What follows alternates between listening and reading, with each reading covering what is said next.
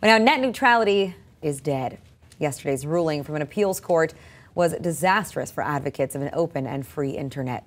But the thing is that President Obama actually ran on this platform. His administration had advocated for net neutrality on their very own website, saying that he would, quote, protect the openness of the internet, support the principle of network neutrality to preserve the benefits of open competition on the internet.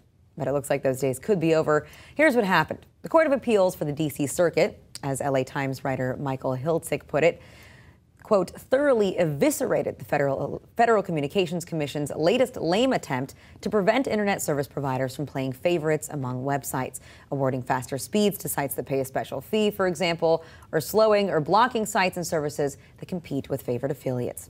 And as telecommunications lawyer Marvin Amori wrote in Wired, AT&T, Verizon, and Comcast will be able to deliver some sites and services more quickly and reliably than others for any reason: whim, envy, ignorance, competition, vengeance, whatever, or no reason at all.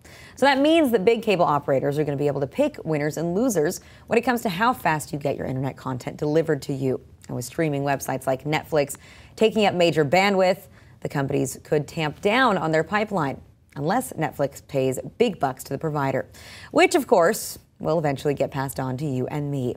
Now, a new article for HuffPost Tech details why you should be freaking out about the end of net neutrality. And it lays out a number of reasons for exactly why this is a big deal. Number one, no more net neutrality means the ISPs can now discriminate against content they dislike. Right now, internet service providers have to treat all content the same. They can't speed up or slow down traffic to some and not others. But now they can legally block websites that they don't like or take their speed down. Number two, no more net neutrality means the ISPs can now force websites to pay for faster content delivery. And you know who that cost will be sent to eventually. Number three, destroying net neutrality is bad for small businesses. If ISPs force website owners to pay for faster load times, that means that small businesses, personal websites, they'll most likely be the ones that take the hit. And ISPs could also play favorites. Time Warner Cable owns CNN.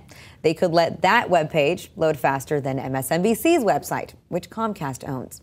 Number four, without net neutrality, entire types of online traffic like Netflix may be in jeopardy.